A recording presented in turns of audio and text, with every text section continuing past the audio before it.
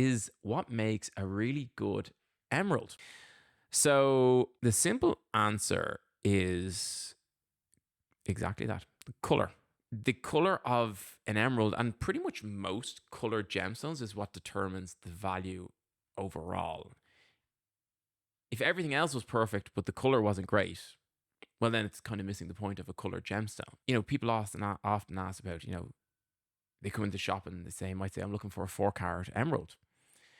And I always think to myself, that is a very logical thing to ask, but it is slightly missing the point, because when you're cutting a colored gemstone, you're cutting it to maximize the beauty of the color, not the size. So if you imagine the circumference of a stone, that stone can have the same circumference, but it can be very deep, right?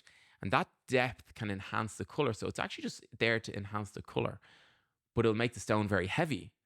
So you could have 2 stones with the same circumference. One could be 5 carats, one could be 2 carats, but the 2 carat could be a higher grade of material and it could be worth more, because the 5 carat, the weight is in the belly of the stone and it's just there to make it the color deeper. And despite it being heavier, the circumference is still the same, and therefore it's not as valuable as the 2-carat stone that's got a much more vibrant color. So with carat weight, you need to really be aware with colored gemstones. Obviously, all other things being equal, it's a factor, but it doesn't have the same weighting that it would with diamonds, because with diamonds, typically the bigger they get, the proportions tend to change in a similar type of format, especially with round stones. Origin, very important. Colombian emeralds command the highest price, typically because they have chromium. It gives them this sort of a glow, and they tend to have the best color. You've got cut. Is it a well-cut stone? That'll help the performance of the colored stone. And clarity. Clarity doesn't have the same weighting as it would with a diamond. With emeralds, for example, it's expected that there will be some inclusions in emeralds. Now, if you get a very, very clear one, that's going to command a high price, but they're not penalized the same way a diamond might be if it had inclusions in it. The Colombian ones, for example, have a triple phase inclusion, which is crystal, gas, and liquid, all in the same little inclusion.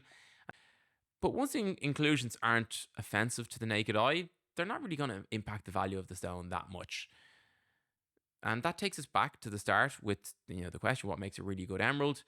It is, and the word that our producer Ross used, I think, is a good one. It's the greenness. It's the vibrancy of the tone and the hue of the emerald. Forest green, vibrant color, and like a rich, rich tone in a clean emerald is going to be an extremely valuable stone. And what's leading that is the color.